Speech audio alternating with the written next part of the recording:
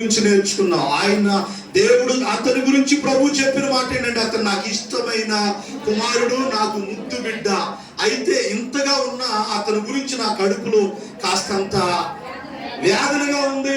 ఎందుకు దేవుడు ముందుగా అంతగా ఇష్టపడి తర్వాత ఆయన గురించి అంతగా వేదన పడ్డాడు అంటే, ఎఫ్రాయిము అన్యులతో కలిసిపోయాడు కాబట్టి దేవుడు అతని గురించి బాధపడ్డాడని. ఎఫ్రాయిము కొన్ని లక్షణాల గురించి పోయిన వారం మనం నేర్చుకుందాం. ఈ వారం దేవుని వాక్యంలో నుండి మరొక వర్తమానాన్ని మనం విందాం. దేవుని మాటలు మనం విందాం. దేవుని నామానికి స్తోత్రాలు. మరొకసారి ఈ ఆరాధనకి కూడి వచ్చిన దేవుని పిల్లలని అందరికీ నా హృదయపూర్వకమైన వందనాలు తెలియజేసుకుంటూ దేవుని మాటలు మనం విందాం. అలాగే లైవ్ లో యూట్యూబ్ ద్వారా దేవుని మాటలు వింటున్నా నా ప్రియమైన సహోదరులందరికీ కూడా ప్రభువైన యేసుక్రీస్తు నామములో నా హృదయపూర్వకమైన వందనాలు తెలియజేసుకుంటూ దేవుని వాక్యాన్ని విందాం. ఈ రోజు మన వాక్య ధ్యానం నిమిత్తమై యోహాను రాసిన మొదటి పత్రిక 5వ అధ్యాయం 18వ వచనాన్ని చదువుకుందాం. ఈ రోజు మన వాక్య ధ్యానం కొరకు యోహాను రాసిన మొదటి పత్రిక 5వ అధ్యాయం 18వ వచనాన్ని చదువుతుండగా జాగ్రత్తగా దేవుని మాటలు విందాం. దేవుని మూలంగా పుట్టి ఉన్నవాడు ఎవడును, దేవుని మూలంగా పుట్టి ఉన్నవాడు ఎవడు పాపము చేయుడని మీకు ఎరుగుదుము. దేవుని మూలంగా పుట్టినవాడు తన్ను భద్రము చేసుకొనును గనుక దుష్టుడు వాణ్ణి ముట్టడు. చాలు. దేవునికి స్తోత్రం చెప్పండి గట్టిగా. హల్లెలూయా. చూడండి, చదవబడినటువంటి లేఖన భాగంలో చక్కని విషయము ప్రభు పరిశుద్ధాత్మ దేవుడు మన కొరకు రాయించారు. ఏంటి అని అంటే, దేవుని మూలంగా పుట్టి ఉన్నవాడు ఎవడును పాపము చేయడని మనం ఎరుగుదుము. దేవుని మూలంగా పుట్టినవాడు తన్ను భద్రము చేసుకొనును గనుక దుష్టుడు వాణ్ణి ముట్టడు. హల్లెలూయా. ఈ వారం మన ప్రసంగ అంశం ఏంటి అని అంటే, భద్రం చేసుకొనుట అనండి. చెప్పండి, ఏంటిదండి? భద్రం చేసుకోవాలి. దేవుని వాక్యముల నుండి ఏం భద్రం చేసుకోవాలి మనం అనే విషయాలు, కొన్ని విషయాలు పరిశుద్ధాత్మ సహాయం ద్వారా మనం దేవుని వాక్యముల నుండి మనం నేర్చుకుందాం. దేవుని బిడ్డలారా, సాధారణంగా కొన్ని విలువైన వస్తువులు మనం ఏం చేస్తుంటాం? భద్రం చేసుకుంటాం. కొన్ని విలువైన వస్తువులు ఉన్నాయనుకోండి, వాటిని ఎంతో భద్రంగా మనం కాపాడుకుని జాగ్రత్తగా చూసుకుంటూ ఉంటాం. కొన్నిటిని భద్రం చేసుకుంటాం, కొన్నిటిని మనం ఎక్కడ పడితే అక్కడ విడిచిపెడతాం. దేవుని బిడ్డలారా, వేటిని పడితే వాటిని మనం భద్రం చేసుకోం, కానీ విలువైన వాటిని మనం ఏం చేస్తామంటే భద్రం చేసుకుంటాం. అలాగే ప్రభువైన యేసుక్రీస్తు రక్తంలో కడగబడి రక్షణ పొంది బాప్తీసం తీసుకున్నటువంటి ప్రతి బిడ్డలు కూడా భద్రం చేసుకోవలసినవి కొన్ని ఉన్నాయి. వేటిని మనం భద్రం చేసుకోవాలో కొన్ని విషయాలు మనం దేవుని వాక్యం ద్వారా నేర్చుకున్నాం. దేవుని బిడ్డలారా, చాలా మంది ఎక్కడికైనా ఊరు వెళ్ళేటప్పుడు, బయటికి వెళ్ళేటప్పుడు ప్రతిదీ కూడా ఏం చేస్తారు? ఇంట్లో లోపల పెట్టుకొని భద్రం చేసుకొని లాక్ వేసుకొని తాళం వేసుకొని వెళ్ళిపోతారు. ప్రతిదీ కూడా అది విలువ లేనిది అయినప్పుడు కూడా దాన్ని ఏం చేస్తారంటే లోపల భద్రం చేసుకుంటూ ఉంటారు. చాలా సందర్భాల్లో కూడా మనం అంటూ ఉంటాం, భద్రం అనేటువంటి మాట, భద్రం చేసుకునుట అనేటి దానికి ఇంకొక అర్థం ఏం చెప్పుకోవచ్చు అంటే జాగ్రత్తగా చూసుకోవటం. దేవుని పిల్లలారా, కాబట్టి దేవుని వాక్యం ఏం చెప్తుందనంటే, దేవుని మూలంగా పుట్టి ఉన్నవాడు ఎవడును పాపం చేయడంట. దేవుని మూలంగా పుట్టి ఉన్నవాడు ఎవడును పాపము చేయడని ఎరుగుదుము అన్నాడు. దేవుని మూలంగా పుట్టడం అంటే ఏంటి? రక్షించబడటం, బాప్తీసం తీసుకొని. దేవుని బిడ్డారా, దీని అర్థాన్ని ప్రభువే చెప్పారు. ఒకానొక రోజున యేసు ప్రభువారు ఉన్నటువంటి కాలంలో నికోదేము అనేటువంటి ఒక వ్యక్తి యేసు ప్రభువారి దగ్గరికి వచ్చాడు. వచ్చినప్పుడు అతడు దేవుని అడుగుతాడు. అప్పుడు ప్రభు అంటాడు అతనికి, యోహాను సువార్త దేవుని వాక్యముల నుండి యోహాను సువార్త 3వ అధ్యాయాన్ని మనం చదివితే ఈ మాటలు మనకు కనబడతాయి. నికోదేము అనేటువంటి ఒక అతను యూదుల అధికారి. మొదటి వచనము యోహాను సువార్త 3వ అధ్యాయం మొదటి వచనంలో, యూదుల అధికారి అయిన నికోదేమను పరిసయ్యుడు ఒకడుండెను. అతడు రాత్రి యందు యేసయ్య దగ్గరకు వచ్చి, బోధకుడా, నీవు దేవుని యొద్ద నుండి వచ్చిన బోధకుడు అని మేము ఎరుగుదుము. దేవుడు అతనికి తోడై ఉంటేనే గాని నీవు చేయుచున్న సూచక క్రియలు ఎవడును చేయలేడని ఆయనతో చెప్పాను.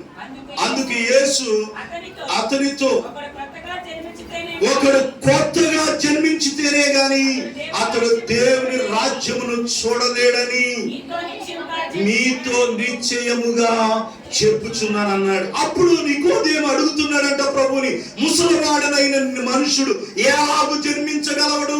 ముసలివాడనైన నేను ఎలాగ జన్మింపగలను అన్నప్పుడు అతనికి అర్థం కాల. ప్రభు అన్నాడు, రెండో మారు తల్లి గర్భమందు ప్రవేశించి జన్మింపగలడా అని ఆయన అడుగగా యేసు ఇట్లనెను, ఒకడు నీటి మూలంగా గాను ఆత్మ మూలంగా జన్మించాలి.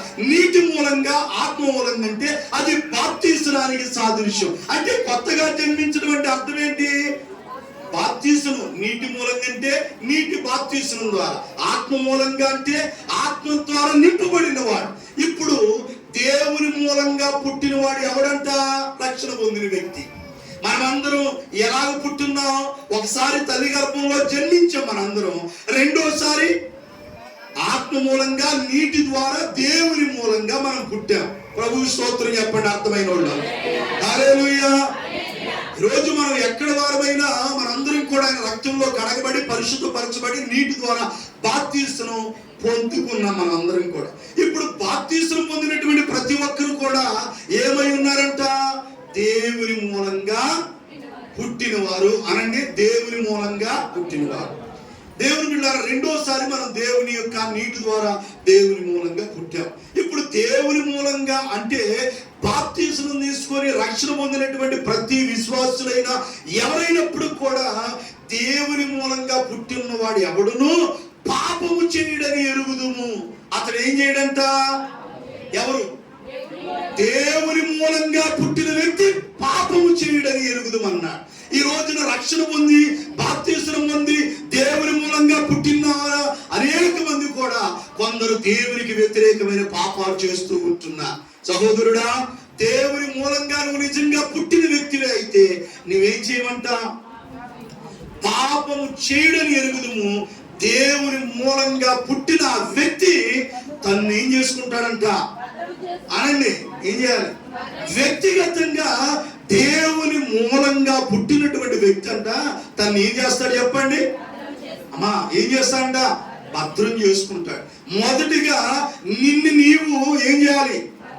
నువ్వు రక్షణ పొందిన వ్యక్తి అయితే నిన్ను నీవేం చేయాలి? జాగ్రత్తగా నిన్ను నీవు వ్యక్తిగతంగా భద్రం చేసుకోవాలి. అందుకే ప్రసంగి గ్రంథకర్త అంటాడు, నీ మట్టుకు నీవు దేవుని యందు భయభక్తులు కలిగి ఉండమన్నాడు. నీ మట్టుకు నీవు ఇప్పుడు రక్షణ పొందే బాప్తిస్మం తీసుకున్నావు, దేవుని చేత బాప్తిస్మం పొందుకున్న నీవేం చేయాలంటే నీవు భద్రం చేసుకోవాలా. పాపము చేయుడని మనం ఎరుగుదాం. నిజంగా దేవుని మూలంగా పుట్టి ఉంటే గనక అతను ఎప్పుడు కూడా పాపం చేయడానికి అంతగా ఇష్టపడడు. ఈ రోజు ఇంకా పరిపూర్ణమైన మార్పు రాక, దేవుని మూలంగా సరిగ్గా పుట్టిన అనుభవం లేక, రక్షణ పొందినటువంటి కడగబడిన వారు అనేక మంది కూడా మరలా ఎటు ఆకర్షించబడుతున్నారు? లోకం వైపు ఆకర్షించబడుతున్నారు. నా ప్రియమైన సహోదరి సహోదరులారా, దేవుని మూలంగా పుట్టిన నీవు మొదటిగా నువ్వేం చేయాలి? ఏం చేయాలి? నువ్వేదో భద్రం చేసుకుంటావు. దేవుని బిడ్డలారా, ఇంట్లో విలువైన వస్తువులు, మరి ఇంకా విలువైన వస్త్రాలు, మరి కొన్ని వీటిని లోక సంబంధంగా మనం భద్రం చేసుకుంటాం. బీరువాలో దాచుకుంటాం, బయట దాచుకుంటాం. ఇలాగ కొన్నిటిని మనం ఏం చేస్తామంటే భద్రం చేసుకుంటాం. అయితే వాటిని భద్రం చేసుకోవచ్చు. ఒకవేళ వాటిని మనం పోగొట్టుకున్నా మరలా వాటిని మనం ఏం చేయొచ్చు? సంపాదించుకోవచ్చు. కానీ ఒక్కొక్కసారి మనం ఆత్మీయంగా కొన్నిటిని భద్రం చేసుకోలేక వాటిని పోగొట్టుకుని పాడు చేసుకున్నాం అనుకోండి, మళ్ళా వాటిని సంపాదించుకోవడానికి చాలా కష్టపడాల్సి వస్తుంది. అర్థం చేసుకోండి. దేవుని స్తోత్రం చెప్పండి గట్టిగా. మీకు ఇంకా అర్థం అవ్వాలి అంటే దావీదు భక్తుడి గురించి మనం ఎన్నోసార్లు నేర్చుకున్నాం. అతడు రోజుకి 3 సార్లు దేవునికి ప్రార్థన చేసేవాడంట. ఉదయం, మధ్యాహ్నం, సాయంకాలం కూడా దేవునికి మొరపెట్టేటువంటి ఒక అనుభవం కలిగిన వాడు. అలాగనే దినములకి 7 సార్లు దేవుణ్ణి స్తుతించేవాడంట. ఎవరు చెప్పండి? దావీదు. ఎంతో ఆత్మీయుడిగా ఉన్నాడు. అయితే ఒకనొక సందర్భంలో సాతాను అతన్ని ఏం చేసింది? ఆత్మీయంగా పడగొట్టేసింది. దేవునికి దూరం అయిపోయాడు. తాను భద్రం చేసుకోలేకపోయాడు. ఆత్మీయతను కోల్పోయాడు. తద్వారా చాలా రోజులు కన్నీళ్లు కార్చాల్సి వచ్చింది, పశ్చాత్తాపడాల్సి వచ్చింది. అంటే దానికి కొంత నష్టం కూడా అతను అనుభవించాడు. పాపం వల్ల వచ్చి జీవితం మరణం గనుక అతడు అక్రమంగా మరి పాపంలో పడిపోయి ఉన్నప్పుడు తనకు పుట్టినటువంటి బిడ్డ కూడా చనిపోయాడు. ఆ బిడ్డ కోసం ఫాస్టింగ్ కూడా ఉన్నాడు అన్న మనోడు. అది పాపం వల్ల వచ్చింది. ఎందుకు బతకనిస్తాడు? చచ్చిపోయాడు. దావీదు బచ్చిపోయి పుట్టిన కుమారుణ్ణి దేవుడు మొత్తాడంట. అతడు చనిపోయాడు. దేవుని బిడ్డారా, కొన్నిటిని మనం భద్రం చేసుకోలేక మనం పడిపోయామనుకోండి, ఒక్కొక్కసారి ఎంత ప్రయత్నించినా దాన్ని పొందుకోవటం కష్టమైపోతుంది. దేవునికి స్తోత్రం చెప్పండి గట్టిగా. హల్లెలూయా. ఏం నేర్చుకుంటున్నాం మనం? ఈరోజు మన అంశం ఏంటి? భద్రం చేసుకొనుట. ఏం చేయాలి? పిల్లలు జాగ్రత్త, ఇల్లు జాగ్రత్త, భద్రం. ఇంటికాడ భద్రం అంటాం, వెళ్తా ఉంటాం. నీకు వచ్చేప్పటికి ఇల్లు ఎవరో తీసుకెళ్ళిపోయేట్టుగా. ఏంటంటే జాగ్రత్త. అది ఈ జాగ్రత్తలు ఉన్నాయి కానీ మనకి రక్షణ పొందిన మన ఆత్మీయ జీవితాలు దీని గురించి ఎంత జాగ్రత్తగా ఉంటున్నాం అని ఇంగిత జ్ఞానం చాలా మందికి లేదు. పేరుకైతే బాప్తిజం ఇచ్చేయండి అయ్యారు, పాస్టర్ గారు బాప్తిజం ఇచ్చేయండి అంటారు. మంచిదే, బాప్తిజం తీసుకోవాలి నేడు అని సమయం ఉండగానే రక్షణ పొందాలి. అయితే రక్షణ పొందిన మనం ఆ రక్షణ కూడా జాగ్రత్తగా కాపాడుకోవాలి. మనల్ని మనం భద్రంగా చూసుకోవాలి. దేవుని పిల్లలారా, భద్రంగా చూసుకోవాలి. బైబిల్లో చెప్తుంటది ఏశావు. ఎవరు చెప్పండి? ఏశావు. దేవుని పిల్లలారా, తన జ్యేష్ఠత్వపు హక్కుని అమ్మేశాడు. యోహాను రాసిన మొదటి పత్రిక ముందే హెబ్రీయులు రాసిన పత్రిక ఉంది. త్వరగా తీసి చదవాలి. ఒక్కొక్కసారి కొన్నింటిని కోల్పోయిన తర్వాత ఒక్కొక్కసారి కన్నీళ్లు కార్చిన చెప్పండి ప్రతిఫలం ఉండదు. అందుకని ముందే జాగ్రత్తగా చూసుకోవాలి. కొన్ని గాజు వస్తువులు ఉంటాయండి. చెప్పండి ఏంటయ్యి? గాజు వస్తువులు ఉంటాయి, కొన్ని విలువైనవి ఉంటాయి. ఆ గాజు వస్తువులు ఏం చేస్తాం? రోజువారీ వాడుకునేటువంటి పాత్రలాగా వాటిని మనం వాడుకో. అవి ఎప్పుడైనా ఒకసారి తీస్తాం. కొన్ని గాజు వస్తువుల్ని షోకేసులో భద్రం చేసుకుంటాం. ఎందుకంటే అది ఒకసారి జారిపోయిందంటే ఇక అది ముక్కలు అవటం తప్ప, ఇక అది పడేయటానికి తప్ప దేనికి మనం పెరిగి ఎక్కేసి అంటించుకుంటాను, నేను అంటించుకుంటాను, అతికిలాగే ఉంటుంది. ఇక మరి గాజు వస్తువుని ఎలా జాగ్రత్త చూసుకుంటామో మన ఆత్మీయ జీవితాన్ని కూడా అంతే జాగ్రత్తగా చూసుకోవాల్సిన బాధ్యత నువ్వేం చేయాలి? భద్రం చేసుకోవాలి. బాప్తిజం తీసుకున్నాను తర్వాత మొత్తం డైరెక్ట్గా మనం పరలోకం వెళ్ళిపోతాం అంటే కాదు. బాప్తిజం తీసుకున్న కానించే నీ ఆత్మీయ జీవితాన్ని జాగ్రత్తగా కాపాడుకుంటే రేపు పరలోక రాజ్యంలో దేవుని దూతలు నీకు ఆహ్వానం పలుకుతారు. ఆయనతో పాటు వెళ్తాం. హెబ్రీ పత్రిక తీశారా తమ్ముడు? తీసిన తర్వాత 16వ వచనం చదువమ్మా. 17 చదువు. ఏశావు ఆ తర్వాత మళ్ళా చదువుతాను నేను చదువు. ఏ తర్వాత? ఇప్పుడు 16వ వచనం. ఒక్క పూట కూటి కొరకు తన జ్యేష్ఠత్వపు హక్కును అమ్మివేసిన ఏశావు వంటి భ్రష్టుడైనను వ్యభిచారి అయినను మీలో ఉండిదేమో అని జాగ్రత్తగా చూసుకోండి. హల్లెలూయా. గట్టిగా చేతుల దేవునికి స్తోత్రం చెబుదాం. హల్లెలూయా. ఏశావు ఒక్క పూట కూటి కొరకంట, 2 పూటలు కూడా కాదంట. అంటే ఒక్క పూటే. ఆ ఒక్క పూట కూటి కొరకంట తన తండ్రి ఇచ్చిన జ్యేష్ఠత్వపు హక్కుని అమ్మి వేసుకున్నాడంట. వ్యభిచారి, అలాంటి భ్రష్టుడైనను వ్యభిచారి అయినను ఉండినేమని మీరు ఏం చేయాలి? ఏశావు ఎక్కడో 5 మంది ఆది కాండంలో మనకు కనబడతాడు. ఏశావు జీవిత చరిత్ర దేవుని బిడ్డలారా, కానీ ఆ యొక్క ఏశావుని గురించి పరిశుద్ధాత్మ దేవుడు మరలా హెబ్రీ గ్రంథకర్తలు ఏశావుని ఎందుకు గుర్తు చేశాడంటే, ఒక పూట కూటు కొరకు తన తండ్రి ఇచ్చిన ఆశీర్వాదాన్ని అమ్మేసుకున్నాడే. అలాంటి భ్రష్టులు చిన్న చిన్న వాటి కొరకు కకృతిపడి ఆత్మీయతను కోల్పోకుండా జాగ్రత్తగా ఉంటారని ఏశావుని గురించి మరలా పరిశుద్ధాత్మ దేవుడు రాయించాడండి. హల్లెలూయా చెప్పండి గట్టిగా. చిన్న దాని కొరకు, చిన్న అలవాటు దాని కొరకు మనం ఏం చేస్తాం? ఎప్పటి నుంచో కాపాడుకున్న ఆత్మీయ జీవితాన్ని పోగొట్టుకోవాల్సి వస్తుంది. చూడండి, అక్కడ ఒక్క పూట కూటి కొరకు తన హక్కును అమ్మేసుకున్నాడు అన్నాడు. ఆ తర్వాత పోగొట్టుకున్నాకమ్మా ఇటు చూడండి, ఇచ్చేసాడు, అమ్మేసుకున్నాడు. అప్పటికే ఎవరికి? తమ్ముడికి, యాకోబుకి అమ్మేశాడు. ఇప్పుడు ఆ తర్వాత ఏడుతున్నాడంట, మరలా నాది నాకు. ఆ తర్వాత ఆశీర్వాదం పొందగోరి కన్నీళ్లు విడుచుచు దానికోసము శ్రద్ధతో వెతికిన మారు మనసు పొందడానికి అవకాశం దొరకక విసర్జించబడినని మీరు ఎరుగుదురు. ఆ తర్వాత పోగొట్టుకున్నాక ఒక్కొక్కసారి నువ్వు కన్నీళ్లు గార్చిన దాని వల్ల ఏముండదు, ప్రయోజనం ఉండదు. సంసోను ఆఖరికి వచ్చేసాడు, అప్పటికే రెండు కళ్ళు పెరిగివే పడ్డాయి. ఆ తర్వాత ఏడుస్తున్నాడు, ఈసారి నన్ను జ్ఞాపకం చేసుకుని మరొక్కసారి నాకు బలం ఇవ్వయ్యా అని అడిగాడు దేవుణ్ణి. అప్పటికే అవకాశం కోల్పోయాడు. కాబట్టి దేవుడు బలం ఇచ్చినప్పుడు కూడా ఏం జరిగిందంటే ప్రాణాలు కోల్పోవలసి వచ్చింది. సహోదరుడా, నువ్వు అర్థం చేసుకో, దేవుడు నీకు ఇచ్చిన వాటిని నువ్వేం చేయాలి? భద్రం చేసుకోవాలి. దేవుని బిడ్డలారా, ఇప్పుడు ఒక్క మాట సింపుల్ గా మీరు వేరే విధంగా భావించొద్దమ్మా. మన చిన్నమంగక్క వాళ్ళు సహోదరులు ఉన్నారు, వాళ్ళ యజమాని వాళ్ళ తండ్రి గారు ఎప్పుడో నీకు వివాహం కాకముందు దగ్గర ఒక 40 ఏళ్ళు 30 ఏళ్ల కిందట ఒక చిన్న పొలం మీ మావయ్య గారు కొన్నారు. అవునమ్మా? ఎంతరా? 25 సెంట్లు. అది ఎప్పుడూ కొన్నారు. ఎప్పుడు? దగ్గర 30 ఏళ్ల కిందట. ఇప్పుడు కుమారుడు ఏం చేశాడు? దాన్ని జాగ్రత్తగా భద్రం చేసుకుంటా జాగ్రత్త చేసుకుంటూ వచ్చాడు.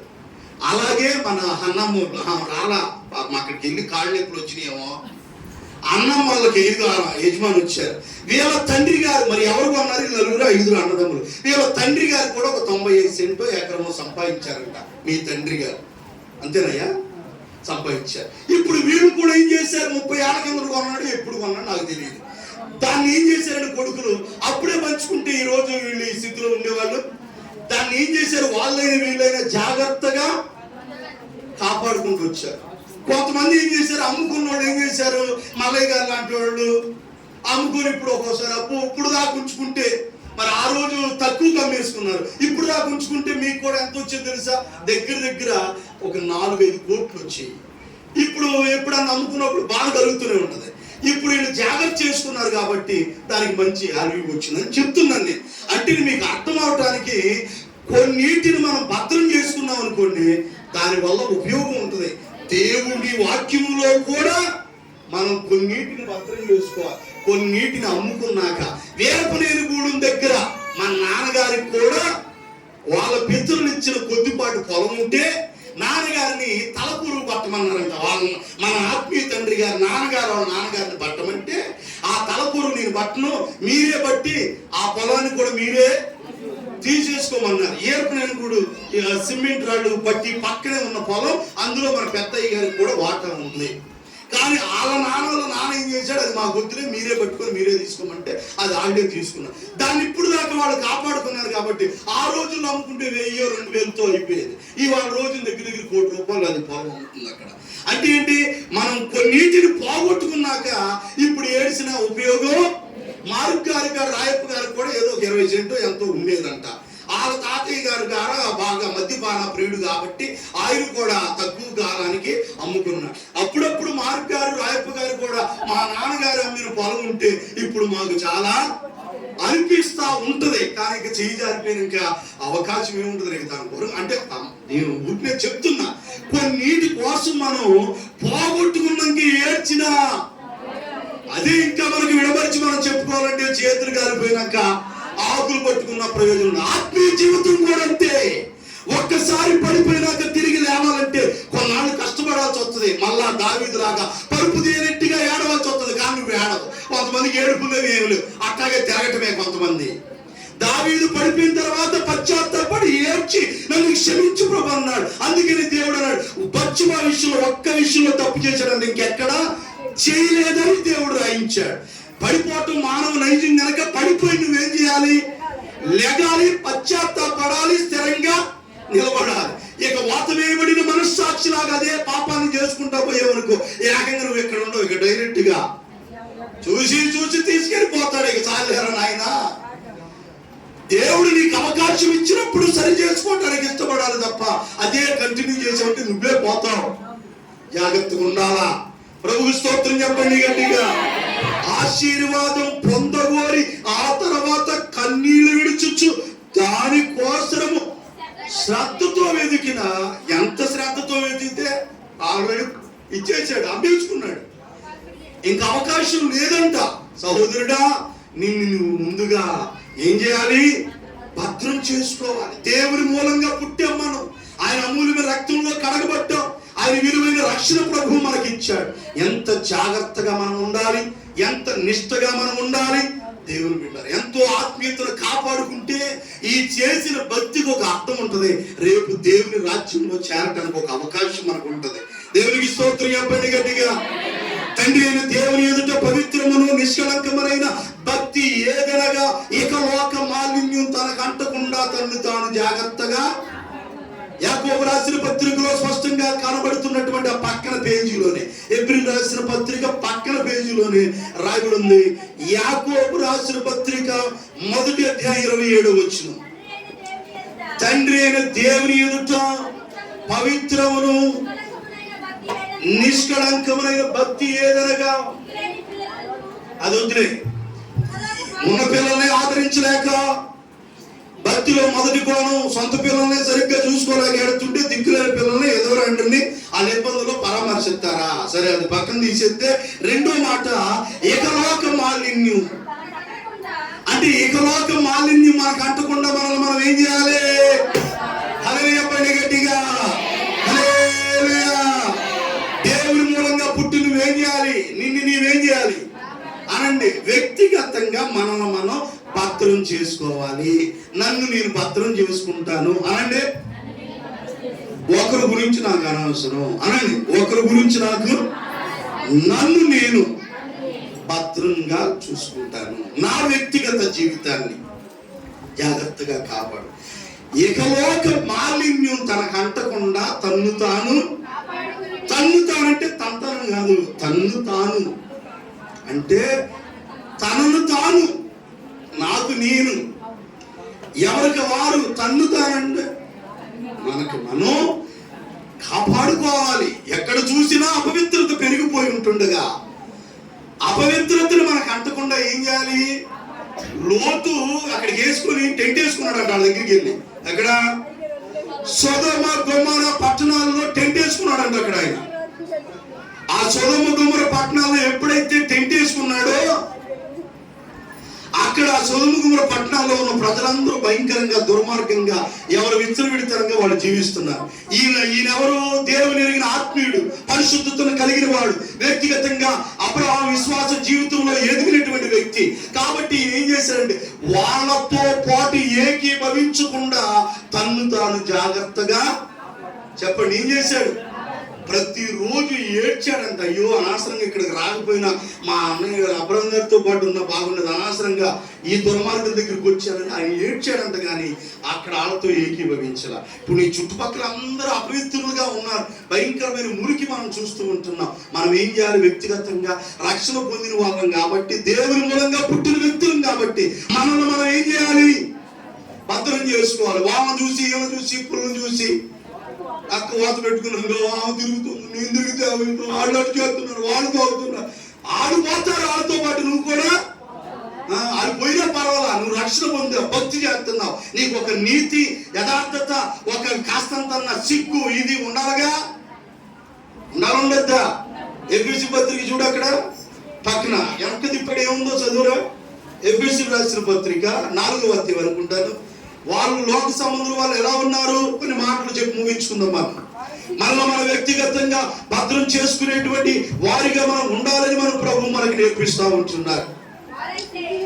ఎఫెసీ రాసిన పత్రిక 4వ అధ్యాయములో 18వ వచనం, వారైతే 17 చదువుతండి. కాబట్టి అన్య జనులు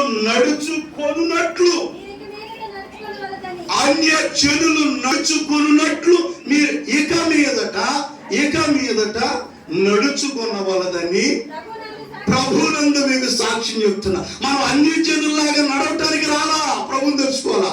అన్ని జనుల్లాగా ఒకప్పుడు నడిచాము, ఇక మీదట మనం ఏం చేయకూడదు. ఎందుకు? రక్షణ పొందాం, ప్రభు బల్ల తీసుకుంటున్నాం, క్రమం తప్పకుండా ఆరాధన క్రమాల్లో సాగుతున్నాం. 20, 25 ఏళ్ళు, 15 ఏళ్ళు నీ దేవుడు 20 ఏళ్ళు అయింది, 15 ఏళ్ళు అయింది, 30 ఏళ్ళు అయింది, 30 ఏళ్ళు అయినా 20 ఏళ్ళు అయింది, నీ సీనియారిటీ అవసరం లేదు. కానీ నువ్వు ఎంతగా దేవునిలో నీతిగా యథార్థంగా నువ్వు కాపాడుకుంటా ఎంత సిన్సియారిటీగా ఉన్నదే కావాలి. అన్ని జనులు నడుచుకున్నట్లుగా మీరు ఇక మీదట నడుచుకున్నదలవని సాక్ష్యం ప్రభువునందు సాక్ష్యం ఇచ్చుచున్నాను. 19వ వచనం ఏది? వారికి ఏం లేదంట. ఎవరు? లోకంలో ఉన్నవారు అన్యులు, దేవుణ్ణి ఎరగిన వారికి చదవరా సిగ్గు లేని వారు. అన్యులకి సిగ్గు లేదు, వాళ్ళు ఎట్టా గడిపోతుంది. నీకేముండాలి? కొంతమంది మనం ఎంత పౌరుషంగా అంటే నీకు సిగ్గు లేదంటే ఇంటికి అట్టాగే సిగ్గున్నక్కర్లా నీకు ఎంత నీతో. మరి ఈ సిగ్గు ఇందులో ఉంటే భక్తులు సిగ్గు లేనివాడా, పిల్లలు పడుకోరు సిగ్గు లేనివాడు ఆంటికి వెళ్ళేవారు. నీ సిగ్గు లేదు, సీమను ఎత్తలేదు, నీకు ఏదో చేసేవారండి. అసలు సిగ్గు లేదని నువ్వే. నీకు సిగ్గు లేక నువ్వు రక్షణ పొంది ఒక బిడ్డతో నువ్వు సమాధానం ఉండవు. అసలు సిగ్గు లేదని నువ్వు పిల్లోడు కాదు. అసలు నీకు సిగ్గు లేదు. అసలు అన్ని జనులు సిగ్గు లేక అంట వాళ్ళు బ్రతుకుతున్నారు. నీవు రక్షణ పొంది ఒక దేవుని ఎరిగిన బిడ్డలు ఈ రోజున సిగ్గు లేకుండా అపవిత్రకుంటా ఎట్టబడితే అక్కడ జీవిస్తా ఉన్నారు. లోకం నిన్ను గమనిస్తుంటది.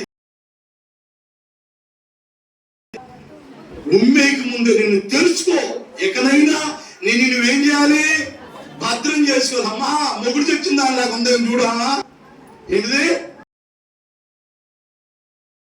ఉందా, ఆమె నైసు ఆమె ఇది అనుకుంటారు. ఎందుకంటే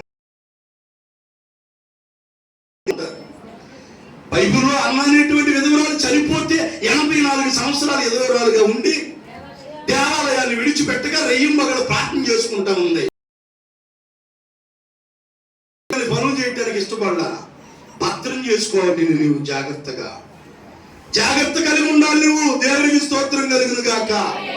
అపవిత్రతగా వారు సిగ్గు లేని వారై ఉండి నానా విధములైన అపవిత్రతను అత్యాశతో జరిగించుటకు తమ్మును తాము కామకత్వమునకు అప్పగించుకున్నారు. వారికి సిగ్గు లేదండి, మనకి సిగ్గున్నారు. పోట్లాడినప్పుడు అంటాం కాదు ఆ మాటలో, భక్తిలో చూపించారు రోషం. ఎగట్ట సిగ్గు లేదా అటు సిగ్గు లేదనం కాదు. ఏరియాలాగా రండి తేల్చుకుందాం. మీ దేవుడా ఆ దేవుడా రండి. బయలు ప్రవర్తన అయితే వాళ్ళని ఆరాధించండి, యెహోవా దేవుడిని అయితే ఈయన ఆరాధన. ఇందులో చూపించాలి కానీ అక్కడికి వెళ్ళమాక లేదాక పోతా నువ్వు. ఇక నీకు సమాధానం ఉంది, మొహం ఉండదు. ఇక్కడ అందరితో సమాధానం ఉండమ్మా. ఇలా ఉండమని వాక్యం చెప్తుంటే మేము మాట్లాడకపోతుండు. మాకు వచ్చిన నష్టం ఏంటి? నువ్వు దేవుని ఎరిగిన బిడ్డగా ప్రభు బల తీసుకునేటప్పుడు కాస్తంత నీకేముండాలా? వాక్యానుసారంగా జీవించే బ్రతుకు నీకు ఉండాలా? ప్రభు స్తోత్రం చెప్పండి గట్టిగా. హల్లెలూయా. దేవుని మూలంగా పుట్టిన వాడు ఎవడు పాపము చేయడని ఎరుగుదుము. ఎందుకనగా వాడు తన్ను భద్రం చేసుకుంటాడు కనుక దుష్టుడు వాడిని ముట్టడు. నువ్వు నుప్పులాగా ఉన్నావు అనుకో, నీ దగ్గర ఎవడు రాడు. అసలుకి రాడు ఇప్పుడు సిమెంట్ రా.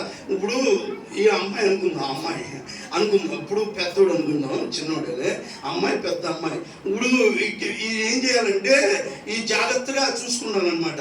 ఈ ఆన్లైన్ చూసినావురా నువ్వు అట్ట కాదు, స్మైల్ నిదానంగా చక్కగా సిగ్గుతో అట్ట చూసి ఆన్లైన్లో చూసి నవ్వుతున్నావు అనుకో, అంటే ఏమో కొద్దిగా లూజు పోయిందేమో చక్కగా పోతున్నాయి. ఇప్పుడు నువ్వేం చేయాలంటే నువ్వు గట్టిగా ఉండాలి, పటిష్టంగా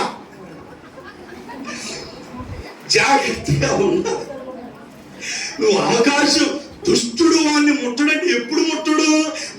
మనం భద్రం చేసుకున్నప్పుడు దుష్టుడు వాడిని ముట్టడు. అంటే మనం జాగ్రత్తగా ఉన్నాం, మనం ఉండే జాగ్రత్తగా ఉన్నాం అనుకో, మన దగ్గరికి వచ్చి ఎవడు వస్తారు? మనం వాళ్ళని చూసి ఎక్కుల్లో నవ్వుకుని ఉన్నాను అనుకో, క్యారెక్టర్ తేడాగా ఉన్నట్టు అని నేను పట్టుకుంటాడు అనమాట. సాతాను కూడా అంతే. అపవాదికి మీరు చోటు ఇవ్వద్దు అన్నాడు. అపవాదికి నువ్వు చోటు ఇవ్వకుండా నువ్వేం చేయాలి? నీవు భద్రం చేసుకోవాలి. ఎక్కడ దానికి అవకాశం ఇవ్వకూడదు. మన ముప్పులాగా ఉన్నాం అనుకో, ఎవరు మన అందరూ దేవుని బిడ్డ. ఇప్పుడు కుమారి ఉంది, కరుణ ఉంది, ఇంకోటి పిల్లలు లావణ్య ఉంది, ముగ్గురు ఆడపిల్లలైనా అట్టాగే పెంచుకుంటా. బిడ్డ మీద తెచ్చుకుందా? ఏమన్నా అన్నారా? ఎందుకంటే వాళ్ళ తండ్రి వాళ్ళ తల్లి అంత క్రమశిక్షణగా అమ్మాయిని చూసుకుంటాం. వాళ్ళు వెళ్తున్నారు వస్తున్నారు. అంటే మీ పిల్లలు మంచోళ్ళని కాదు, వాళ్ళ పిల్లలు మంచోళ్ళని కాదమ్మా, మీ పిల్లలు మంచోళ్ళు, వాళ్ళ పిల్లలు మంచోళ్ళు. సాతానికి అవకాశం ఇవ్వకూడదు. దుష్టుడు వాళ్ళని ముట్టకుండా ఉండాలంటే నువ్వేం చేయాలా? నిన్ను భద్రం చేసుకున్నప్పుడు దుష్టుడు నీ దగ్గరికి. ఇల్లు అద్దెకి ఇవ్వబడదు అని బోర్డు పెడతారు. అంటే ఏంటి? ఖాళీ ఉంది, ఇల్లు ఖాళీగా ఉంది కాబట్టి దేవుడు నీలో ఉండాడు అనుకో, సాతాను నీలో చోటు లేకపోతే రాడు. నువ్వేం చేయాలంటే భద్రం చేసుకో. కొంతమంది భద్రం చేసుకోలేక ఎక్కడ పడితే అక్కడ కూర్చొని, ఎక్కడ పడితే అక్కడ మత్తు సేవిస్తా, ఎక్కడ పడితే అక్కడ స్మోక్ చేస్తా, ఎక్కడ పడితే అక్కడ అపవిత్రమైన పాడు పనులు చేసుకుంటూ ఉంటే ఈయన ఏం చేయట్లా? భద్రం చేసుకోవట్లేదండి. అంతా మీరు భద్రం చేసుకోవట్లా. ఇప్పుడు ఎవరన్నా నిన్ను పిలుస్తారు, అయ్యా నేను దేవుని సన్నిధికి వెళ్తున్నాను, నేను అక్కడికి రాను. ఎవరన్నా నిన్ను పిలుస్తారు, అయ్యా దయచేసి ఆవును కొద్ది నేను తిన్ను, నేను తాగనని చెప్పగలిగిన స్థితిలో ఉన్నావు. అదే ఇక నువ్వు భద్రం చేసుకోవటం. ఇక రెండోసారి నేను పిలువురు, ఇప్పుడు పర్లేదు ఇక్కడ ఎవరు ఇది అవ్వట్లేదు అంటే నువ్వు అయ్యో ఐదింట్లో బాగానే ఉంది. జాగ్రత్త కలిగి ఉండాలా. ప్రభు స్తోత్రం చెప్పండి గట్టిగా. వేటిని భద్రం మాట మనల్ని మన వ్యక్తిగతంగా భద్రం చేసుకోవాలి. అప్పుడు నువ్వు భద్రం చేసుకోవాలి. జాగ్రత్తగా కొట్టాలని మనం వేయాలి. ముట్టడు, ఇంకా అవకాశం లేదు గారికి.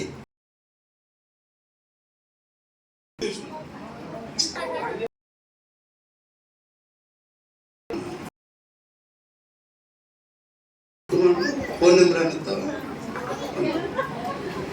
ఎప్పుడు ఈ మామూలు కయ్యాలు నీ జోలికిగా రాడిగా జాగ్రత్తగా ఉంటారు. మనం అవకాశం నా దగ్గరికి వచ్చారు. ఇప్పుడు అవమ్మ ఒంటరిగా ఉందంట, వచ్చేసింది, నిదానంగా వచ్చేసి తిరుగుతున్నాడా? సాతాను దేవుడికి మీరంటే కుళ్ళు, దేవుడికి మీరంటే అసలు తింటే ఇంకేముంది దేవదూతలా. తిన్నాక తెలిసింది దేవదూతలా దయ్యాలయ్యింది అన్నది. వస్తాడు నిదానంగా ఒంటరిగా నిన్ను చెదరగొట్టాలి, నీ ఆత్మీయ జీవితాన్ని, నీ కుటుంబాన్ని గలిబిలి చేయాలని, నీ కుటుంబాన్ని చెదరగొట్టాలని వస్తాడు ఎవడో ఒకడు, సాతాను అంటాడు. నువ్వేం చేయాలి? భద్రం చేసుకో సహోదరి, నీ ఆత్మీయ జీవితం బాగుంటది. హల్లెలూయా. ఎందుకు ఈ రోజున ఈ కుటుంబ భార్య భర్తల మధ్యలో ఒకప్పుడు అన్యూన్యంగా, ఒకప్పుడు సమాధానంగా ఉన్న వాళ్ళు ఇప్పుడు ఎందుకు అసమాధానంగా ఉంటున్నారంటే ఇంకొక వ్యక్తికి మనం చోటు ఇవ్వటం, ఆ దుష్టుడికి అవకాశం ఇచ్చాం మనం. అదో అట్లా పరిచయాన్ని కలిగి ఉండటానికి జాగ్రత్తగా ఉండండి. రెండవదిగా మనం ఏం భద్రం చేసుకోవాలి అంటే సామెతల గ్రంథం 4:23 ఒక మాట చెప్పి ప్రార్థన చేస్తాను. అవకాశం ఉంటే వచ్చే వారం ఇదే వాక్యాన్ని మనం కంటిన్యూ చేసుకుందాం. మొదటిగా ఎవరికి వారే భద్రం చేసుకోవాలి. రెండోదిగా అదే అబ్బాయి చదివి, నీ హృదయంలో నుండి జీవధారలు బయలుదేరును గనుక, కాబట్టి అన్నిటికంటే ముఖ్యముగా నీ హృదయాన్ని భద్రంగా, హల్లెలూయా, అన్నిటికంటే ముఖ్యంగా నువ్వేం చేయాలి అంటే ఇప్పుడు రెండో విషయాన్ని మనం ఏది భద్రంగా చూసుకోవాలి? మన హృదయాన్ని. అనండి, హృదయాన్ని మనం భద్రంగా కాపాడుకోవాలి. ఎందుకని యెర్మీయా గ్రంథకర్త అంటాడు, హృదయం అన్నిటికంటే మోసకరమైనది, భారించగలిగిన వాడు ఎవడు? హృదయాన్ని ప్రభువు చూస్తాడు. ప్రభువుకి మన హృదయం కావాలి. మన హృదయాన్ని మనం ఏం చేయాలి? భద్రంగా. అన్నిటికంటే నీ హృదయంలో నుండి జీవధారలు బయలుదేరును గనుక, అన్నిటికంటే నీ ఇంట్లో ఉన్న వస్తువుల కంటే, నీకున్నటువంటి ధనము కంటే, నీకున్నటువంటి బంగారం కంటే, నీకున్న వస్త్రాల కంటే, అన్నిటికంటే ముఖ్యంగా నీ హృదయాన్ని. అనండి, హృదయం. హల్లెలూయా.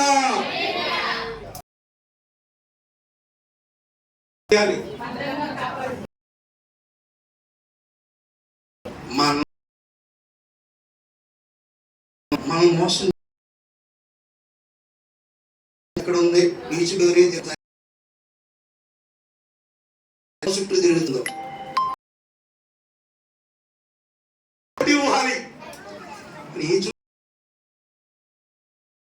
లోనికి ఆహ్వానించాలి,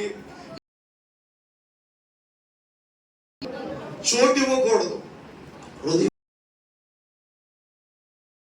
ఈ హృదయాన్ని భద్రంగా కాపాడుకుంటే శుద్ధి గల వారు ధన్యులు, వారు దేవుణ్ణి చూస్తారు. ఒకరోజు యేసు ప్రభువారి శిష్యులు చేతులు కడుక్కోకుండా భోంచేస్తున్నారు. మనం కూడా ఎన్నోసార్లు ఏం చేస్తుంటాం? ఎక్కువ అయిపోయినప్పుడు ఏం చేస్తాం? ముందు ఏం చేస్తారంటే తినేసండి. మార్క్స్ వార్త 7వ అధ్యాయం 3వ వచనం నుండి 7వ అధ్యాయం వచ్చిన యెరూషలేము నుండి వచ్చిన పరిసయ్యులను శాస్త్రులలో ఎవరు వచ్చారు? పరిసయ్యులు, శాస్త్రులు. ఇటు చూడండి, ఆఖరికి వచ్చేసాం. ఇటు చూడండి, ఏం చేసుకోవాలి అనేది మనం నేర్చుకుంటూ, మొదటిది వ్యక్తిగతంగా తన్ను తాను ఏం చేయాలి? భద్రం చేసుకుంటే దుష్టుడు మన దగ్గరికి రాడు, మళ్ళా లోకంలోనికి తీసుకెళ్ళద్దు. కాబట్టి మనల్ని మనం భద్రం చేసుకోవాలి, పాపం చేయకుండా జాగ్రత్తగా ఉండాలని చెప్పుకున్నాం ఇప్పటిదాకా. రెండో మాట చెప్పుకుంటూ, అన్నిటికంటే ముఖ్యంగా మన హృదయాన్ని భద్రం చేసుకోవాలి. హృదయాన్ని, ప్రభు మన హృదయంలో ఉండే చోటు ఇది. దేవుని బిడ్డలారా, ఆ మాట చెబుతున్నప్పుడు శాస్త్రుల్లో కొందరు ఆయన యొద్దకు కూడి వచ్చి, బైబిల్లో పరిసయ్యులు అనబడిన వారు, శాస్త్రులు అనబడిన వారు ఉన్నారు. వారికి మేమే నీతిమంతులు, అందరూ పాపులు అనేవారు. ప్రభు అన్నాడు వాళ్ళ చాలా సార్లు, అయ్యో వేషధారుడైన పరిసయ్యులారా, మీరు సున్నము పట్టిన సమాధిని పోలి ఉన్నారు. మీరు పైకి తెల్లగా కనపడుతున్నారు, కానీ లోపల ఉన్న సమస్త కల్మషంతో నిండి ఉన్నది అన్నాడు ఒక చోట. మరొక చోట అయ్యో వేషధారులైన శాస్త్రులారా పరిశీలారా మీరు గిన్నెయు పళ్ళెములు సోపుతో అలాగనే ఎక్కడున్న అపవిత్రత అక్కడే ఉంది. మీరు గిన్నెయు పల్లెములు వెలుపులు శుద్ధి చేస్తున్నారన్న అంటే వాళ్ళు ఏమి లేదు, వీళ్ళు బయట నీతిమంతులుగా కనబడేవారు కానీ లోపల ఎక్కడ చూసినా అపవిత్రత. వీళ్ళు ఎంతకాడికి ఇతరులు తృణీకరించే బ్యాచ్ అన్నమాట ఇది. ఎవరు యేసు ప్రభువు దగ్గరికి వచ్చి అంటున్నారంట, ఆయన దగ్గరికి కూడి వచ్చి ఆయన శిష్యులలో చదువుమా కొందరు ఏ చేతులంట అపవిత్రమైన చేతులతో అనగా కడగని చేతులతో భోజనము చేయుట చూచిరి. పరిసయ్యులను ఆచారమును బట్టి చేతులు కడుక్కుంటేనే గాని వాళ్ళకు ఒక ఆచారం ఉంది. ఏంటంట యూదుల ఆచారం, చేతులు కడుక్కుంటేనే గాని భోజనం చేయాలి. యూదులు పరిసయ్యులు వీళ్ళు పెద్దల పారంపర్య ఆచారం బట్టి చేతులు నుండి వచ్చినప్పుడు నీళ్లు చల్లుకుంటేనే గాని ఇది ఇతని పాత్రలు నీళ్లు కడుక్కోవడం అంటే పరిశుద్ధ బాప్తిస్మానికి సాదృశ్యంగా ఉంది.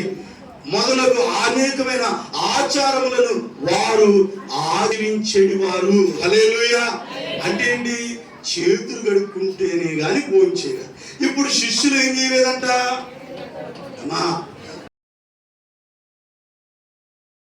వచ్చేసారంట. ఇప్పుడు ఈ చిన్న పొరపాటుని పెద్ద భూతత్వంలో పెట్టి చూపిస్తా నీ శిష్యులు ఏంటి చేతులు కడుక్కోండి భోజనం చేస్తున్నారు ఏంటి, మన పెద్దలు కానించి మన ఆచారం ఏంటి, మన పద్ధతులు ఏంటి, మన ఆచారాలు మన పద్ధతులు ఇవన్నీ పాటించకుండా నీ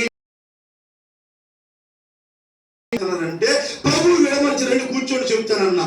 చేతులు కడుక్కోవటం వల్ల పెద్ద ప్రయోజనం ఉండదు నాయనా. మనిషి హృదయంలో ఎన్నో అపవిత్రమైన దుర్గుణాలు ఉన్నాయి, వాటి వల్ల మనిషి పాడైపోతాడు. కానీ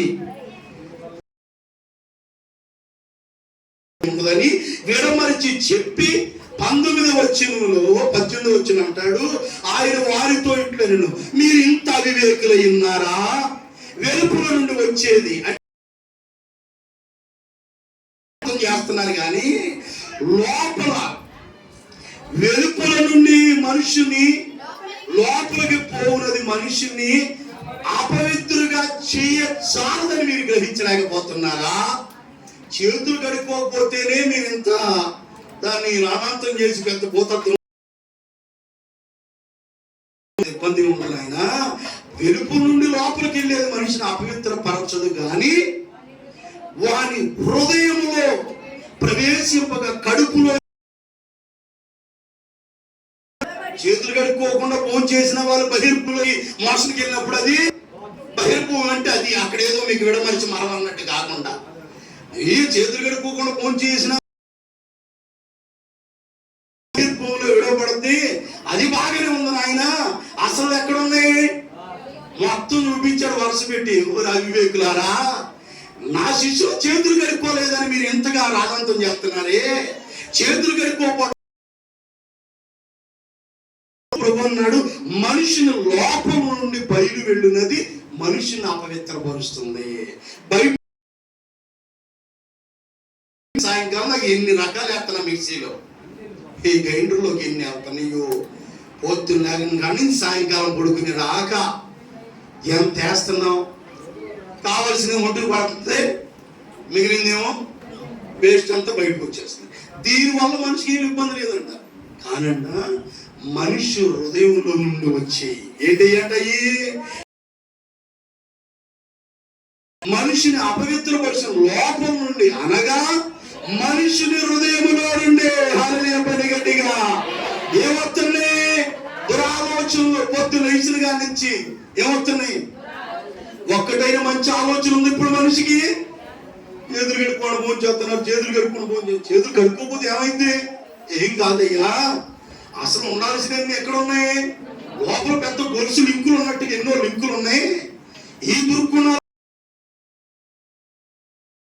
దురాలోచనలు, జారత్వములు, దొంగతనములు, నరహత్యలు, వ్యభిచారములు, లోభములు, చెడుతనము, కృత్రిమములు, కామ వికారం, మత్సరం, దేవదూషణ, అహంభావం, అవివేకం, ఇవన్నీ ఈ చెడ్డవన్నీ ఎక్కడున్నాయి?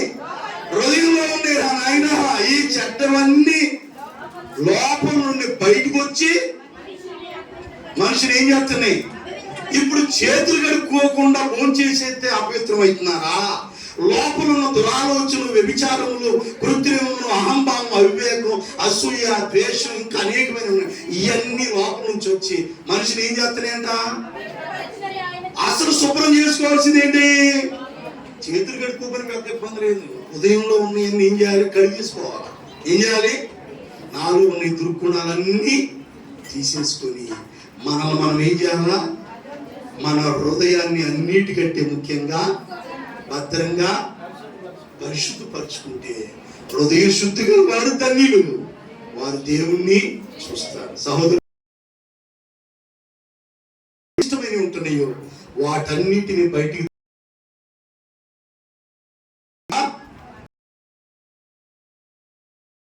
కాపాడుతే ఇక్కడ యాత్ర ముగిసినాక దేవుని దగ్గరికి వెళ్ళే అవకాశం ఉంటుంది. కాబట్టి